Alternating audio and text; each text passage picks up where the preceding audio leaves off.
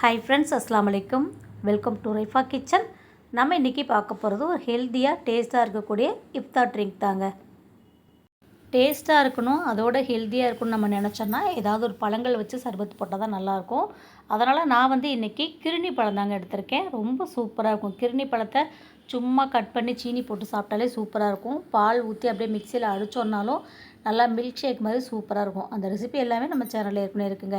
இன்றைக்கி நான் இதில் சர்பத்து தான் போட போகிறேன். ரொம்ப ரொம்ப அருமையாக இருக்குங்க. எப்படி செய்கிறதுன்னு பார்த்துடலாமா? வீடியோவை ஸ்கிப் பண்ணாமல் பாருங்கள். அப்படியே நம்ம சேனலுக்கு இப்போ தான் ஃபஸ்ட் டைமாக வந்துருக்கிறீங்கன்னா நம்ம சேனலையும் சப்ஸ்கிரைப் பண்ணிட்டு வந்துடுங்க. வாங்க இப்போ வீடியோக்குள்ளே போகலாம்.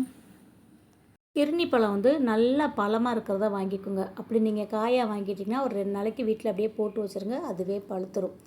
நல்ல பழமாக இருந்துச்சுன்னா அதில் இனிப்பும் நல்லா கிடைக்கும். ஜூஸுமே நமக்கு நிறையா வரும். சர்க்கரை கம்மியாக போட்டாலே போதும், சூப்பராக இருக்கும்.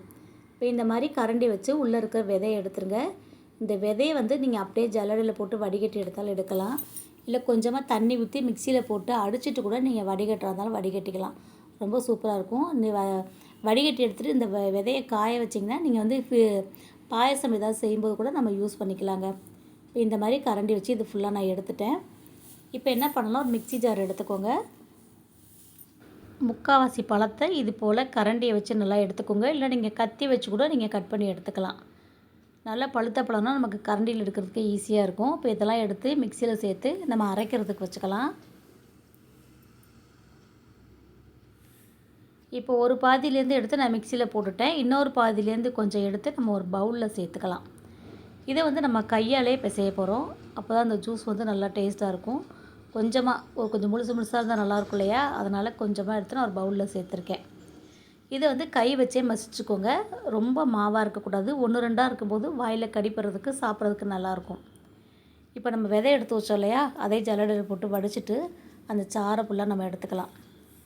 இப்போ ஒரு 4 பேரிச்சம்பழத்தில் விதையை எடுத்துகிட்டு மிக்சி ஜாரில் சேர்த்துக்கோங்க. சேர்த்துட்டு சீனி கம்மியாகவே சேர்த்துக்கோங்க. ஏன்னா கிருணி பழத்தில் இனிப்பு இருக்கும், பேரிச்சம்பழத்தில் இனிப்பு இருக்கும். இது கூட ஒரு டம்ளர் தண்ணி சேர்த்துட்டு இதை நல்லா அடித்து எடுத்துருங்க. அடிச்சுட்டு நம்ம மசிச்சு வச்சுருக்கிற கிருணி பழத்தை கூட இதை சேர்த்துடலாம். உங்களுக்கு எந்த அளவுக்கு திக்னஸ் வேணுமோ அந்த அளவுக்கு தண்ணி கலந்துக்கோங்க. இப்போ இது கூட பார்த்திங்கன்னா சப்ஜா விதையும் சியா விதையும் மிக்ஸ் பண்ணி வச்சுருக்கோம் இல்லையா? அதை நான் ஊற வச்சுருக்கேன். அதுலேருந்து ஒரு 1/2 கரண்டி அளவுக்கு இது கூட சேர்த்துக்கோங்க. இது கூட நம்ம பவுட்ரு பண்ணி வச்சுருக்கிற பாதாம் பிசுனும் ஊற வச்சுருக்கேன். அதையுமே ஒரு கரண்டி அளவுக்கு சேர்த்துக்கலாம்.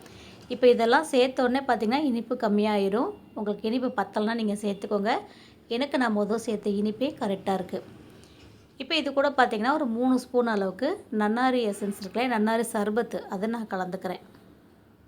கலந்துட்டு நல்லா கலகி விட்டுக்கோங்க. நீங்கள் நன்னாரி சர்பத்துக்கு பதில் எலுமிச்சைப்பழச்சாறு சேர்க்குறா இருந்தாலும் சேர்க்கலாம். எலுமிச்சைப்பழம் நல்ல குளிர்ச்சி, கிருணி பழமும் நல்ல குளிர்ச்சி. உங்களுக்கு ஒத்துக்கும்னா நீங்கள் எலுமிச்சைப்பழம் சேர்த்துக்கோங்க. இல்லை நன்னாரியும் சேர்த்து செய்யலாம். ரொம்ப சூப்பராக இருக்குங்க. இது நல்லா கலந்து விட்டுட்டு நம்ம பரிமாறிக்கலாம். நீங்கள் சில்லுன்னு சாப்பிடணுன்னு ஆசைப்பட்டிங்கன்னா இதை நீங்கள் ஃப்ரிட்ஜில் வச்சு கூட சாப்பிட்லாம்.